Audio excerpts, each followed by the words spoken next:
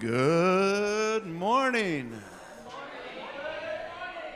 You may notice that things are set up a little bit differently this morning. We have tables already out, and it's not the end of the month banquet, so potluck. So we have a special service going on today.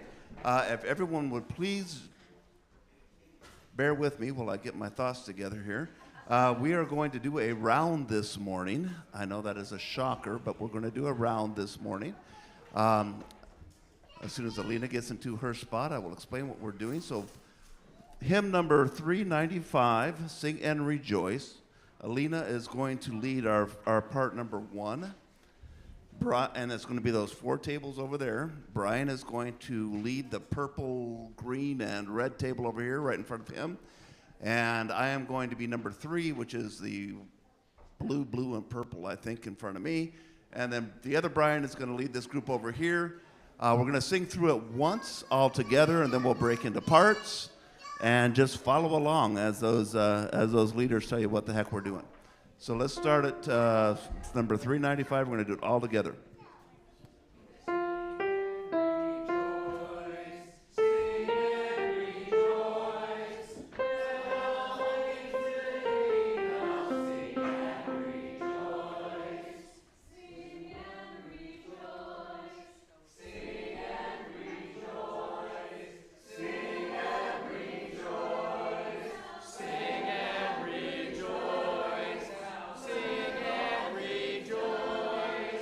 Let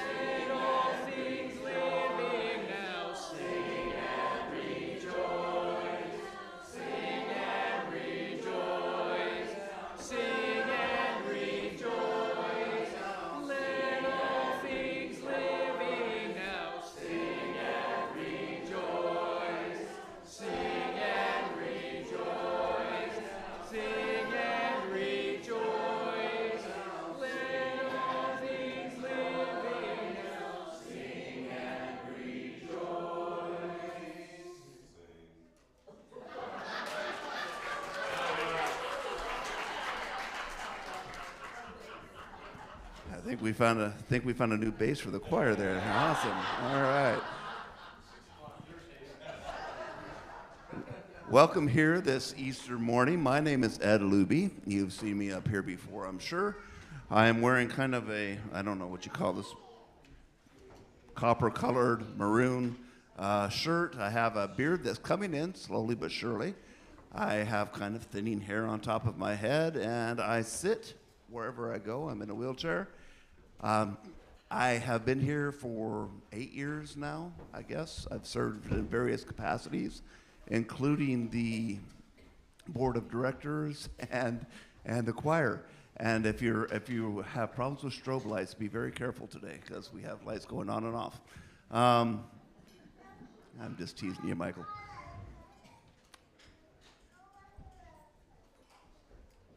Join us. I'm not going to have you join. I'm going to wait till the screen changes. We're going to have our land acknowledgement. All right, I will read it from there. We acknowledge that the land on which we gather is the Aboriginal territory of the Suquamish people. Expert fishermen, canoe builders, and basket weavers, the Suquamish live in harmony with the lands and waterways along Washington's Central Salish Sea, as they have for thousands of years. Here, the Suquamish live and protect the land and waters of their ancestors for future generations, as promised by the Point Elliott Treaty of 1855.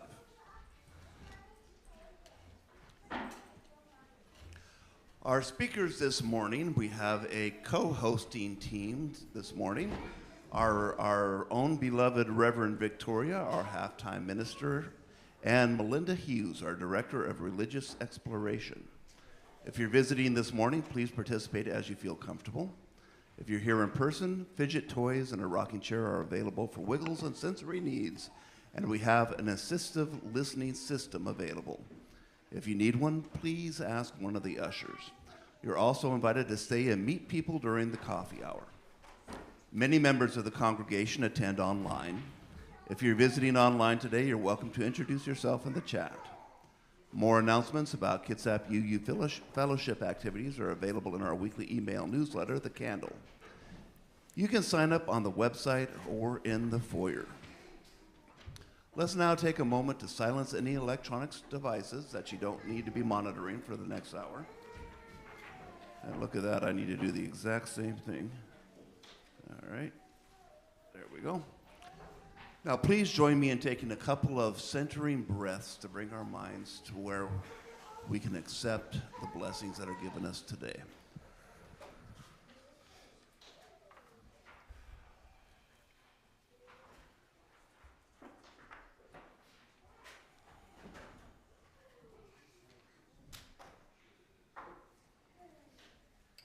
I shall now turn our lectern over to Melinda Hughes. Thank you. Good morning, everyone. This morning, I am wearing a sage green shirt with little watermelon seed-shaped petals. I have red hair, and I'm wearing glasses. Before I read today's opening words, we have a full house, and I am just wondering, for the sake of our ushers, if you have an empty seat at your table, could you just raise your hand so the ushers know where the empty seats are? Okay, so the ushers now know where some empty seats are, if we still have some people joining us. Thank you. I'd like to invite the children and any of you who are young at heart, that's the whole room, right, to help with our opening words this morning. These opening words are a type of body prayer. Your help will involve moving your body. So go ahead and make sure you have a little bit of space, or at least be aware of the space around you that you are filling. You can stand or stay in your chair. You'll need enough room to move your arms. As I read the words, you'll use your body to act out, or your face to give expression of the intention of the words. This morning's opening words are by Peggy Clark, titled "Love Brings Us Back to Life." Easter is a holiday of miracles. So what would your expression be if you were witnessing a miracle? It is life from death joy from sorrow, celebration from mourning. Easter reminds us that all is not lost, that the story continues as long as we are here to tell it. So gather up your worries. We're going to bury them beneath the ground.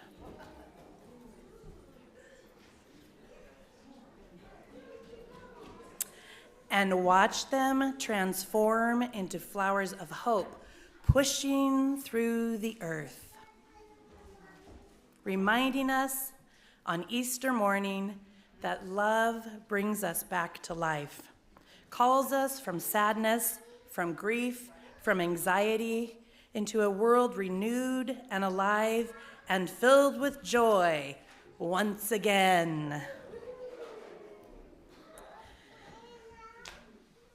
We are now going to light our chalice.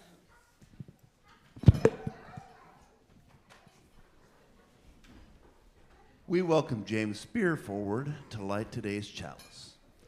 James is a shiny, brand new member who signed our membership book just last Sunday. He has spent 50 years plus delving into the mysteries of the universe, which led him to the doors of KUUF. They have already started involving themselves here by showing up early and today, in fact, to assist the sanctuary setup for the service. Thank you and welcome, James. We hope this is the start of a long and storied path for you here. I'm Reverend Victoria, and today I'm wearing a brown jacket and a rainbow-colored stole. And I'll need you to help me with this chalice lighting by using your hands. So let's start by making little sparks. This is called Alive in All Creation by Reverend Sherry Woodbury. Spark of the Spirit, cupped in earth's embrace, light of love alive in all creation. As we kindle this flame, we rekindle our connection to the sacred web of life. What does connection look like?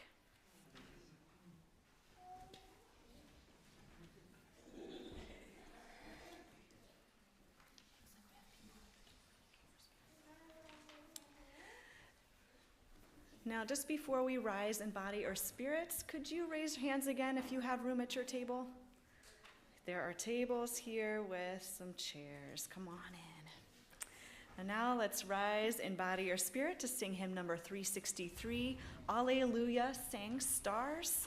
We'll sing it twice through. The words will be on screen, and our choir director, Alina Hemingway, will practice it with us.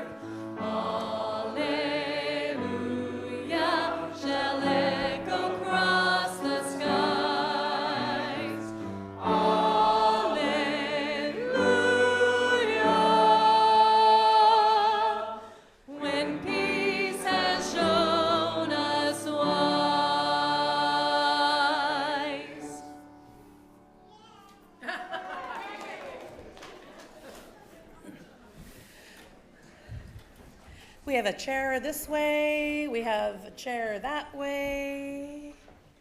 We can put more chairs around tables.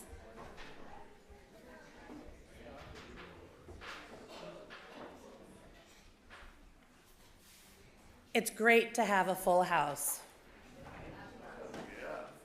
Happy Easter, everyone.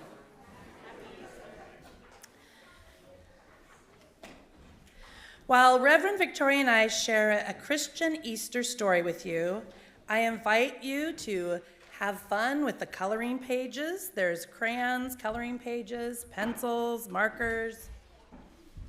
This version of the Easter story was written by a Unitarian Universalist minister of religious education, Ruth Gibson, and it has been adapted through the years just as we have adapted it here today.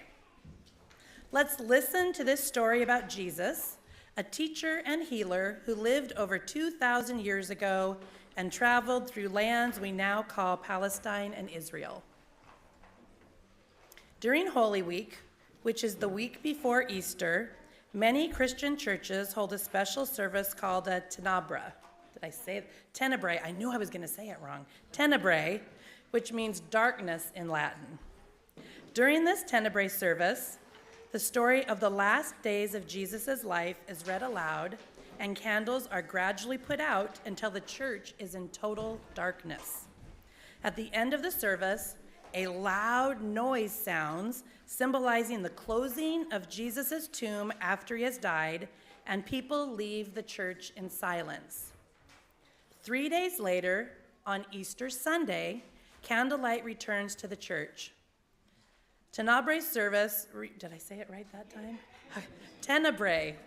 Tenebrae services remind people that Easter hope arises out of real pain, and that life's affirmations are often made in the context of difficulty and sorrow. Today, as we acknowledge the struggles we humans have trying to live together in peace, we recognize the power of love and hope to change the world for the better, even as we understand that life is full of both joy and sorrow. The story of Jesus is one way we could remember this, and on Easter, it's important to share about his life and ministry.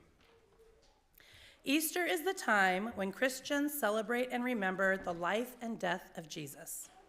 Most of what we know about Jesus' life comes from 4 books in the Bible called the Gospels of Matthew, Mark, Luke, and John. While all 4 Gospels tell some of the same stories about Jesus, there's a lot we don't know about him.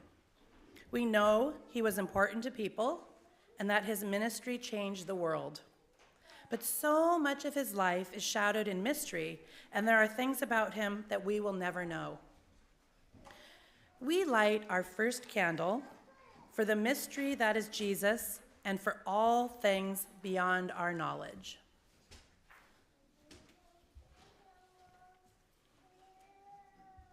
One idea found in most of the stories about Jesus is that he was a very loving and caring person.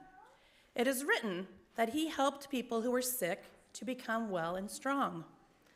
Throughout the Gospels, the writers tell us that Jesus stood up for people who were left out or who were picked on. The Gospels say that Jesus made friends with people who were disliked by others, and that he taught his followers not only to love their neighbors and friends, but to love their enemies too. We light this candle for Jesus' teaching to love and care for one another.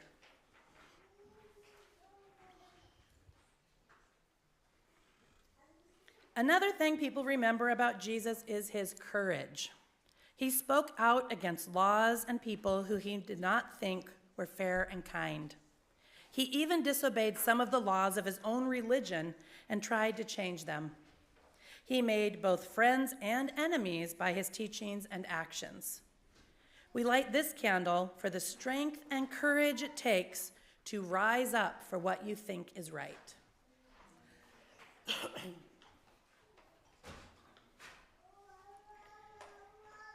People who were inspired by Jesus became his followers.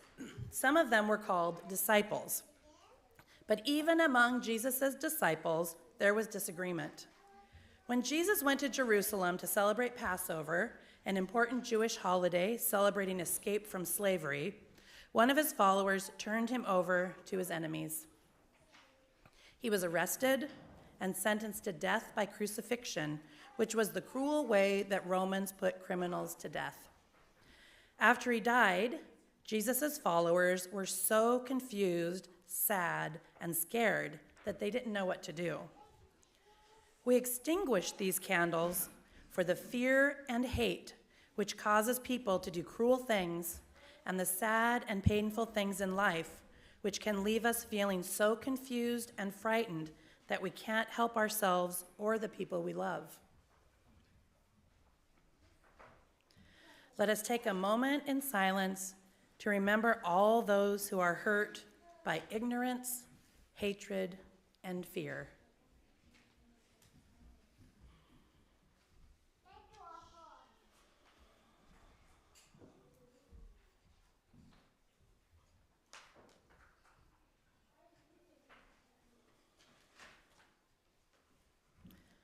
The story of Jesus does not end with his death, of course. Many Christians believe that on the third day after Jesus died, what we call Easter Sunday, one of his followers, Mary Magdalene, went to his tomb and found that his body was gone. Then she saw a man who told her not to be afraid, that Jesus was still with them. Mary Magdalene told Jesus' other followers what she had seen. Later, they believed they saw Jesus again, and he told them to carry on his message of love by doing what he had done in his life, caring for other people and rising up against injustice. The early Christians carried on his work so it stayed alive and did not die with him. This is one way of understanding the resurrection that is celebrated in Christian churches on Easter Sunday. When people really believe in something, it gives them hope and courage.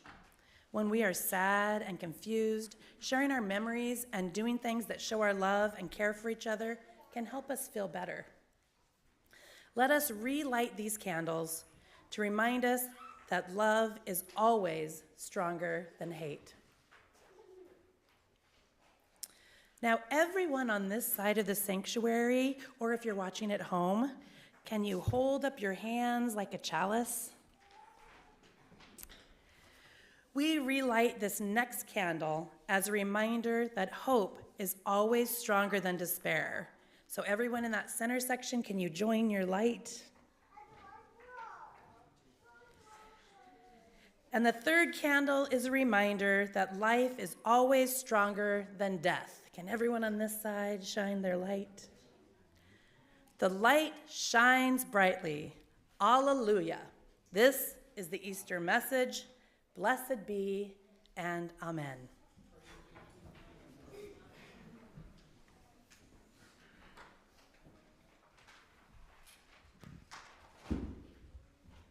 As a religious community, together we can do the work of many. By sharing in the sacred act of giving, we transform gratitude into generosity towards our mission. One way that our mission inspires us to act on our shared UU values is to share our weekly offering with a local nonprofit agency providing services within our larger community. Our charitable giving recipient for the month of April is South Kitsap Helpline. The South Kitsap Helpline is a 501c3 nonprofit organization which has served South Kitsap children, adults, and senior citizens in need since 1980. It is their goal to help make sure that all of our neighbors who are struggling have the food they need for themselves and their families. Every day, 40,000 people in Kitsap County struggle to put food on their table. By working with individuals, small businesses, grocery stores, civic groups, schools, and churches across our community, they are working to eliminate hunger in our community. We are changing, and just as a note to everyone, again, we are changing our offering process for charitable giving. If you would like your offering to go to this month's charitable giving recipient, which is again South Kitsap Helpline, please use the envelope from inside your order of service. If you need an envelope, please raise your hand and the ushers will bring you one. If you would like your offering to go to KUUF, please put it directly in the basket. Instructions on other ways to make your gift, including a QR code, will be on screen. So the baskets should be moving around, and while we are waiting for those to make the rounds, let's enjoy a gift of music by Brian Kenny and a small group from our choir.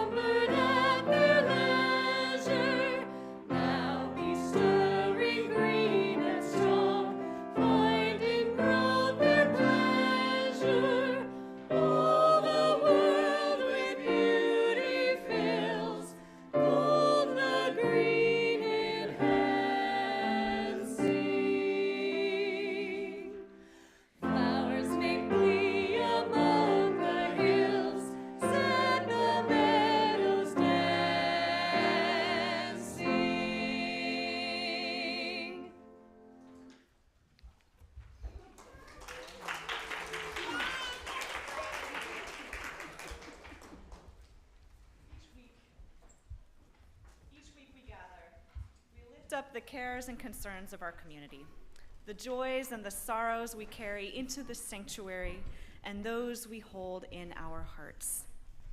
On most Sundays, the children share their joys and sorrows together in RE up in the Matin building, and the adults share in the sanctuary. Today, we'll be sharing our joys and sorrows with each other in multi-generational compassion and love.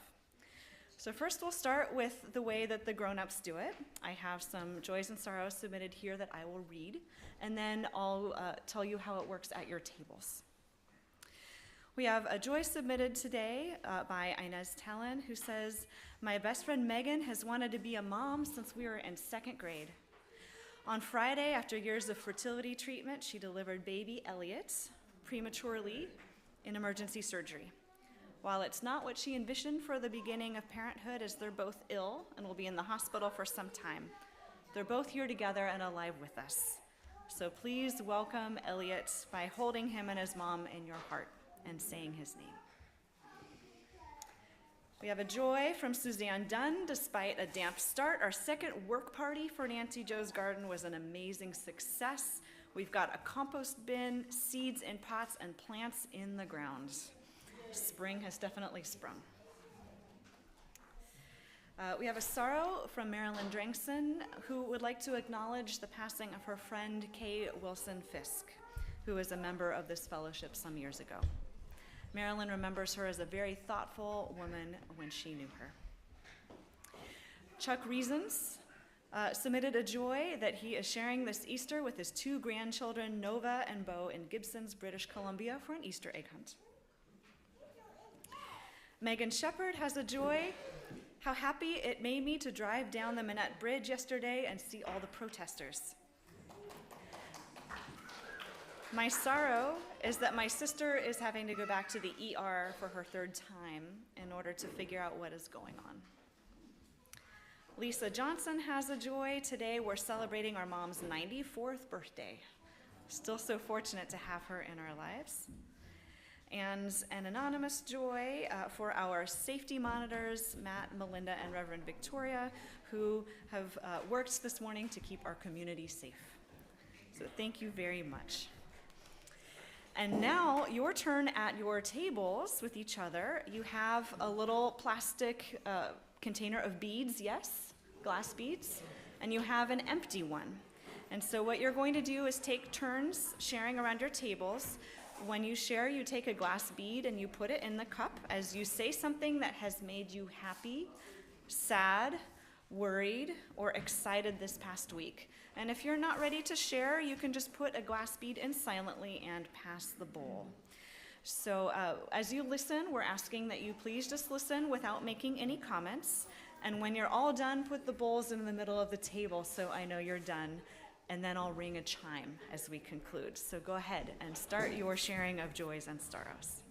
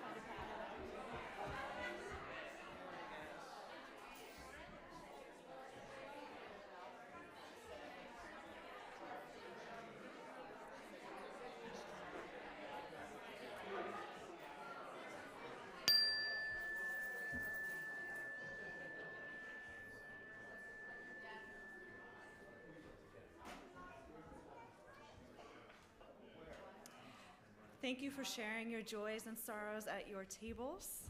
It's nice to hear a joyful noise of everyone speaking and sharing with one another. It was pointed out to me, I forgot one, from Bonner Sams, who has a joy that his 84-year-old mother is out of the woods after a 3-day health scare. So, thank you. So at each table, I want to invite you to place one last bead for all those joys and sorrows, too tender to share, and we'll light one last candle as well.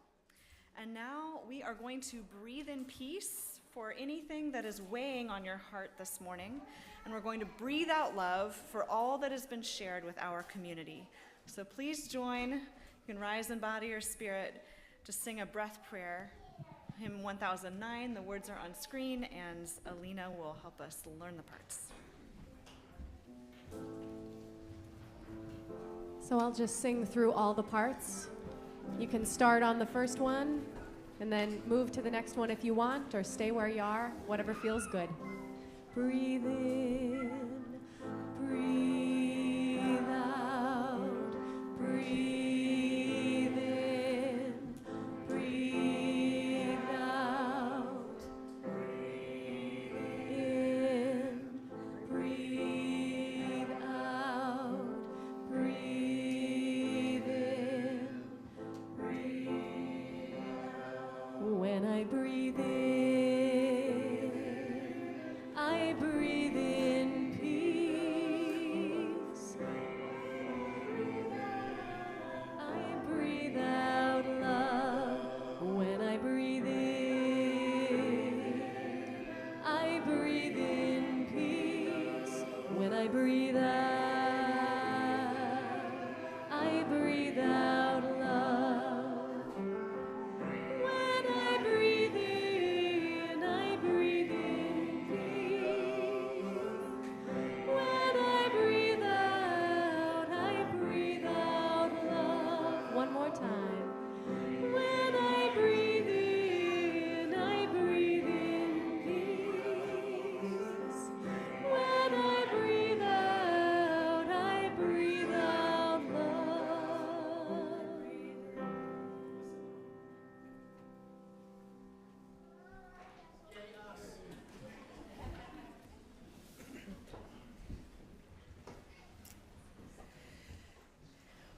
We just shared the story of Jesus, which is important to Christians and to many others who are inspired by Jesus' life and teachings. You might be wondering, though, what this story has to do with the other parts of the Easter celebration that you might be familiar with. When you think of Easter, what do you think of? Eggs. Rabbits. Chocolate. Today, we're going to hear another story of Easter and celebrate by dyeing some Easter eggs. In an early version of this tradition in Europe, people would reflect on their hopes for the year while dyeing the eggs. The eggs were dyed red with beet juice or red cabbage juice to symbolize fertility or the birth of new beginnings and peoples and things. We have a bowl of beet juice here today. I'm going to need some helpers with the eggs. So let's see. We've got a bowl full of eggs. So if there are some children that might want to come forward to select a hard-boiled egg, place it in the spoon and gently place it in the beet juice, that would be great. And while this is happening, we're going to have some special music this morning by Reverend Victoria and Brian Kinney. Rising Green. And Alina, okay. Oh, sorry. Rising Green.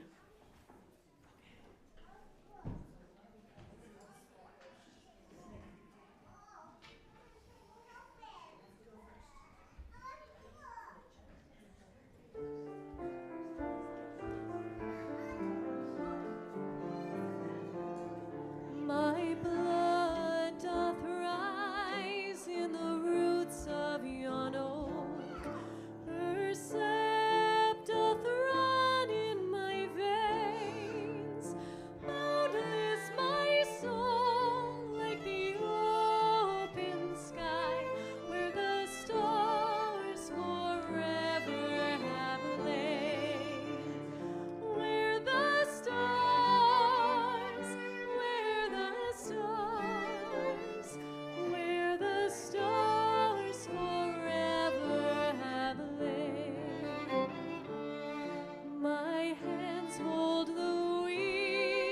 springs of time without end. My sight as deep as the sea, beating my heart, sounds the measures of old, that of love's eternity. That of love, that of love, that of love's eternity.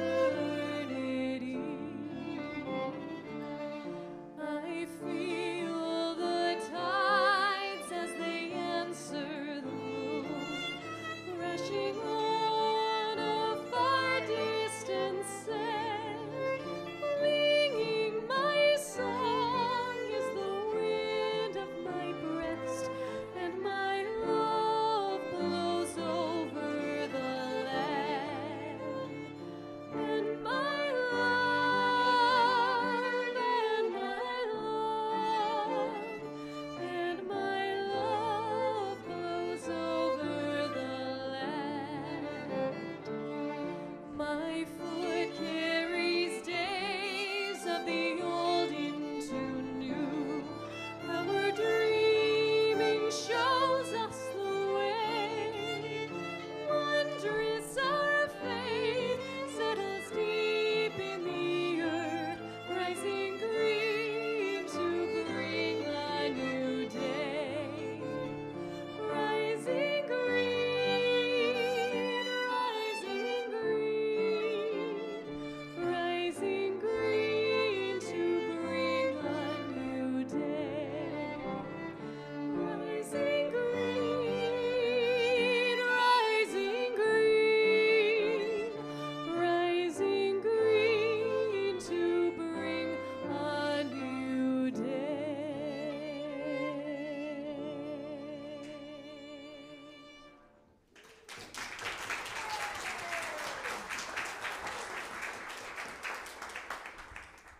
Lovely. We had some excitement here at the Eggs. We got to test drive some ladles next year. That ladle did not want to give up its eggs. We're going to hear another story about where these elements of our Easter celebration come from. This is the story of Easter in Ostara and is adapted from a telling by Adrian Ross. As you listen, there are still coloring pages on your table with eggs and bunnies.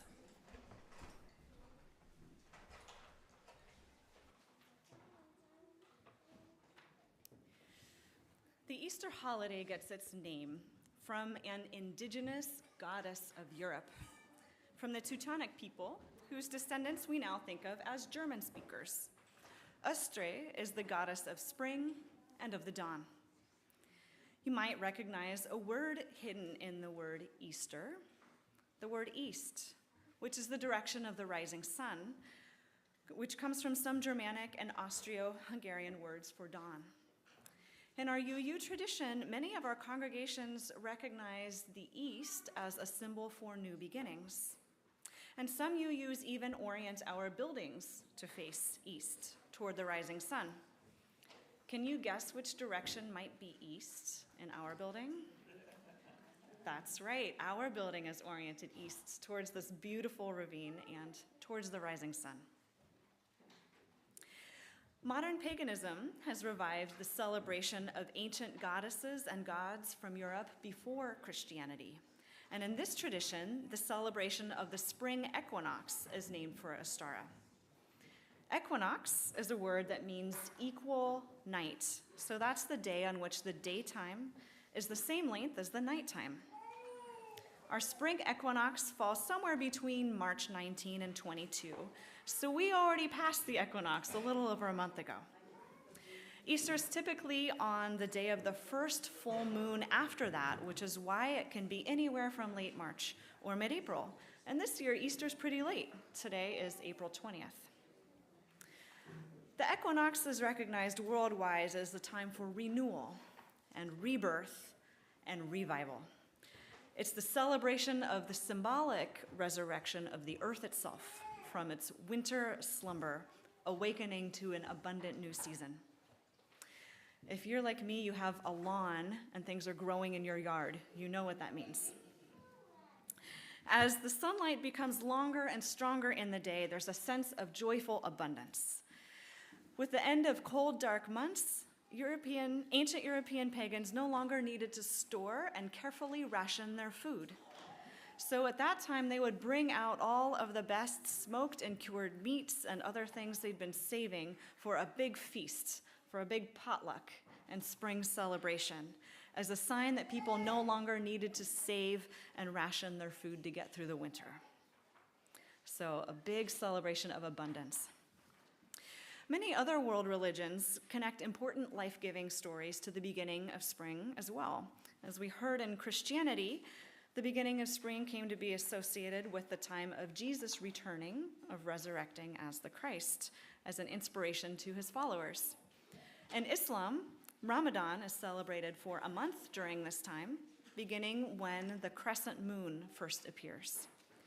And one of Judaism's most important festivals, the Passover, coincided originally with the first spring harvest. So any of you who have dill or maybe some arugula in your garden, that might be your first spring harvest. The goddess Ostara and the eggs she carries in images of her are symbols of fertility and of new and continuing life. Some descriptions even say that the goddess had the head of a bunny, of a hare. Can you imagine? A hare is similar to a wild rabbit. I know I'm talking about my garden a lot, but I have real Easter bunnies in my front yard. They're about this big, they're little brown bunnies. The hare is associated also with the moon in many cultures, in part because they like to eat at dusk and at night. And sometimes if you look really closely and with some imagination at the moon, you can see an image of a rabbit with two little ears. So next time you see the full moon, take a look for the bunny in the moon. Ostara is also associated with the hare because March is their mating time, and hares have many babies all at once. So they are a powerful symbol of fertility, abundance, and new life. A popular myth says that the children in ancient Europe presented eggs to the goddess as a gift in return for her bringing the spring. And she loved the gifts of eggs so much that she sent the rabbits as her minions to return the eggs, which she brightly colored in gratitude, to the children in baskets made from birds' nests. You can see where this is going. That is where the tradition of Easter bunnies came from, who deliver colored eggs to children in baskets. This was a time also when people would think about their hopes for the year as they dyed their eggs, and then they would bury them alongside seedlings in the ground to sustain and feed the plants through their growing season. And as that plant grew, they hoped that their wish or their hope would take root and grow as well. So if you, and I want to note that today we are also going to plant our eggs once they are dyed in Nancy Joe's garden. Suzanne Dunn is going to help us with that. So if you are working on an Easter egg coloring page, I'd like you to go ahead and hold it up and show us where the Easter bunnies have arrived with all these beautiful colored eggs worthy of a goddess.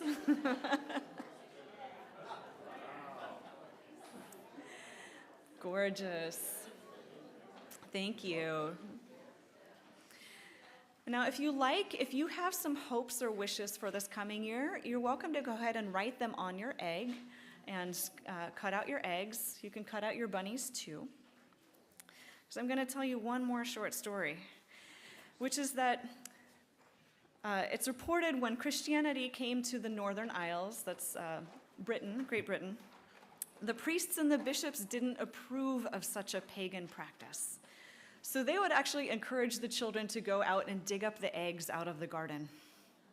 And the children who would bring them back to church would then receive a small token in payment for each of the eggs they collected. And hence the Easter egg hunt was born. For our UU Easter egg hunt after service, that is not what we will be doing. We are not digging up the eggs. We will be celebrating the spirit of joy and delight and the values that we share with each other and with people in our community. So our children will get to use the eggs for an egg vote to decide what type of service projects they would like to do this summer in the spirit of our values of generosity. Is anyone curious to see how our dyed Easter eggs are doing? Let's find out. Let's scoop one up and see if we have a little bit of color on those eggs. It's not a ladle. Okay, the ladle may be a little bit uncooperative. Let's see. Are they turning pink? Ah, pinkish. Lovely. Ooh, nice. Very subtle. So we'll leave them in the dye through the end of service. See if we can get them a little brighter. And if you want to come up after service, you can take another look if you like. Now, as I just mentioned, there is going to be an Easter egg hunt. We have helpers who have hidden some eggs outside. So in just a moment, as the service is over, you will get to head out to the deck for some directions. If you're not participating in the Easter egg hunt today, we would love some help putting away tables and resetting our chairs. So thank you very much. I'd like to join you all to rise in body or spirit and sing our closing hymn. This is one we usually use to sing out our children. This is May We Go With Joy. And today we are going to sing everybody out with this song.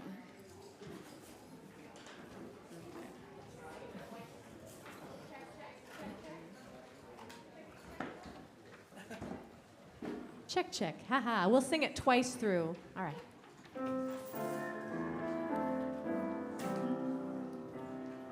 May you go with joy into this gentle day, knowing love enfolds you as you go on your way. May we go with joy.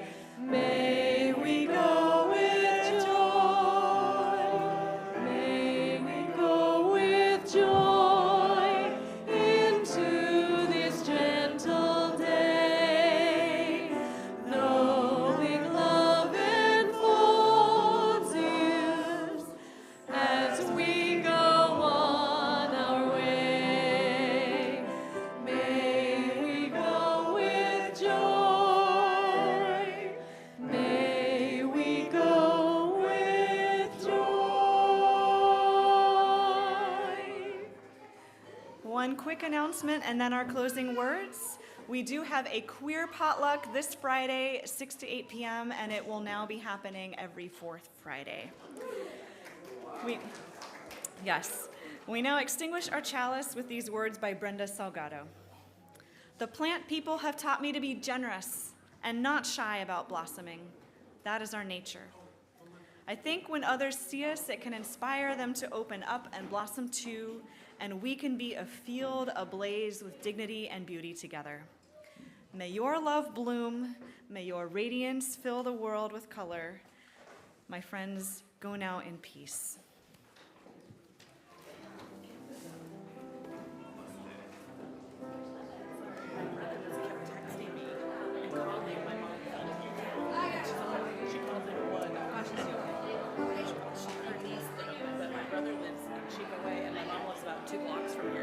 Thank you, James. Thanks, Sherry. Well done. Sure, that would be great. And maybe these up here. A lot of candles today.